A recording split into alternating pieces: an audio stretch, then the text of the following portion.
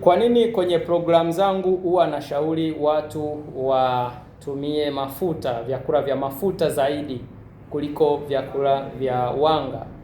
Na kwenye diet plan ama meal plan nyingi sana utakuta asilimia za mafuta ni nyingi kuliko asilimia za wanga na kuliko asilimia za protini kwenye sahani. Maanake unapoandaa sahani yako ama unapoandaa chakula chako unakuta unatakiwa ufanye hivi kama unataka kula kiafya, kama unataka kula lishe yenye afya, unatakiwa uandae asilimia 75 za mafuta, afu asilimia 5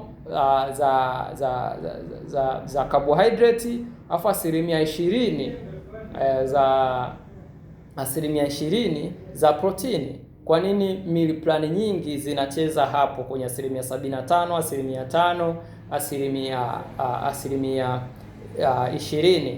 Kwa sababu moja,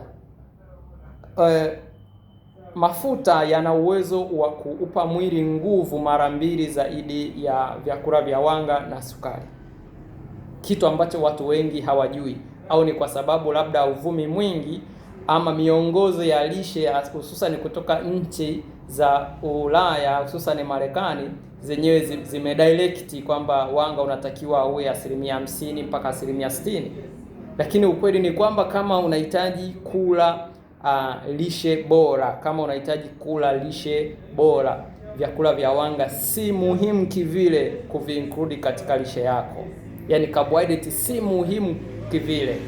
Ni kweli inaupa mwili nguvu, lakini sio chanzo pekee cha nishati ndani ya mwili. Kuna vyakula vinavyoweza kuupa mwili nguvu zaidi ya carbohydrate na bado vikausaidia huo mwili kutoka kwenye maradhi mbalimbali au vikaunusuru huo mwili kutoka kwenye uharibifu mbalimbali. Carbohydrate yenyewe inaupa mwili nguvu na hiyo nishati ni kidogo, lakini vinasababisha madhara mengi ndani ya mwili.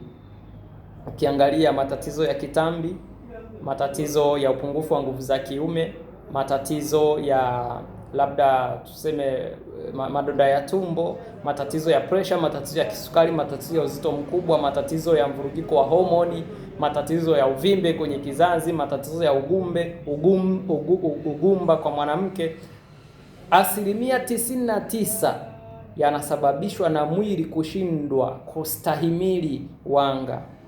Na kadri unavyoendelea kuchochea kuongeza wanga ama kula vyakula vya wanga, ndivyo unavyojiingiza kwenye hatari zaidi na zaidi.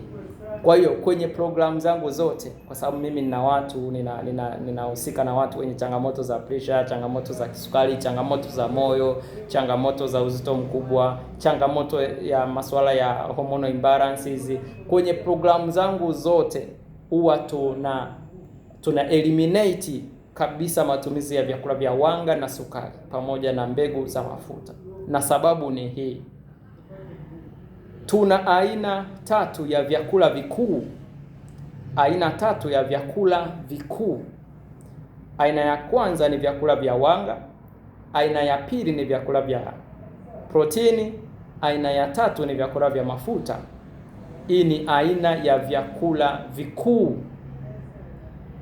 Sasa tuangalie energy inayozalishwa na vyakula hivi ikoje, ama ni energy kiasi gani. Tunataka tuangalie ratio. Ni chakula kipi kinazalisha energy zaidi, hivyo mwili hivyo tukitumie zaidi. Gramu moja ya carbohydrate inazalisha kalori 4. Napozungumza kalori ni kipimo kinachotumika kujua kiwango cha nishati kinachozalishwa na chakula husika, ama tunaweza tukasema in general kwamba ni kiwango kinachozalishwa na chakula husika kwenye mwili. Kwa hiyo gramu moja ya carbohydrate ama gramu moja ya wanga ina uwezo wa kuzalisha kalori 4. Gramu moja ya protini ina uwezo wa kuzalisha kalori 4. Gramu moja ya mafuta ina uwezo wa kuzalisha kalori 9. Kwa hiyo unaona mafuta yana uwezo wa kuzalisha kalori nyingi, mara 2 zaidi ya wanga, mara 2 zaidi ya protini. Kwa hiyo hiki chakula chenye uwezo wa kuzalisha energy nyingi ndani ya mwili ndicho chakula ambacho mwili unatakiwa ukiconsume, ama ndicho chakula ambacho mwili unatakiwa kukipata kwa wingi kuliko chakula chochote kile. Ni kweli carbohydrate inazalisha energy, lakini inasababisha magonjwa. Ila mafuta yanazalisha energy nyingi zaidi ya carbohydrate, na bado yanausaidia mwili kutoka kwenye magonjwa. Mfano, unapokula mafuta mengi huwa yanaufanya mwili kuingia katika process inaitwa ketosis. Ketosis ikishachukua nafasi ndani ya mwili wako, tayari mafuta yataanza kuchomeka ndani ya mwili. Yaani mwili utaanza kutumia mafuta kama chanzo cha nishati, na mwili ukianza kutumia mafuta kama chanzo cha nishati, kama wewe ulikuwa na matatizo ya unene uliopitiliza, unene utaanza kupungua, uzito utaanza kupungua. Kama wewe ulikuwa na matatizo ya kitambi kitaanza kupungua na mwisho wa siku kitatoweka. Kama wewe ulikuwa na matatizo ya pressure, matatizo ya kisukari, matatizo ya moyo, matatizo ya mishipa kuziba, vyote hivyo vitaanza kupona na kutoweka kabisa, simply because umetumia mafuta mazuri kama chanzo cha nishati. Umeupa mwili mafuta na mwili umeanza kutumia hayo mafuta kama chanzo cha nishati. Lakini ukitaka energy source ya mwili wako iwe ni carbohydrate, my dear friend, utazimaliza hospitali zote na bado hutapona. Utamaliza pesa zako zote na bado hutapona, kwa sababu magonjwa ya lishe hayawezi kutibiwa na mifumo ya kawaida ya kihospitali. Magonjwa ya lishe hayawezi kutibiwa na sindano, hayawezi kutibiwa na kidonge, hayawezi kutibiwa na medical principles zozote zile, isipokuwa urudi kwenye lishe, urudi kwenye namna ya kupangilia lishe yako, kwa sababu haya magonjwa 99% yametokana na lishe mbovu. Kwa hiyo hakuna sindano ya insulin itakayokuponyesha kisukari, haipo.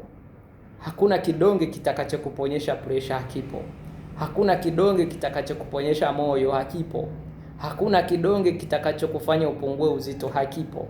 Hivyo vyote unavyovisikia ni njia za mikato, na njia ya mkato siku zote haifiki mwisho.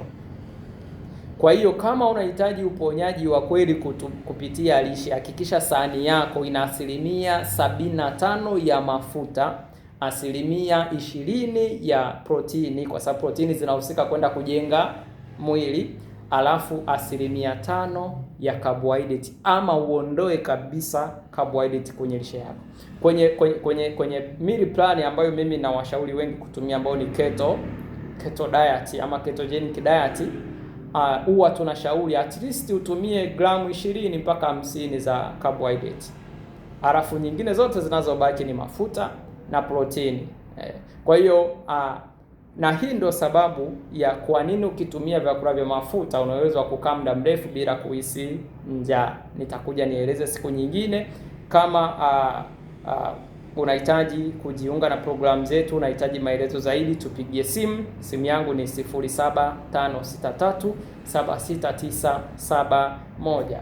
Lakini pia nakuomba usisahau kusubscribe chaneli hii na usisahau kushare kwa watu wengine unaohisi wana uhitaji wa kupata elimu kama hizi.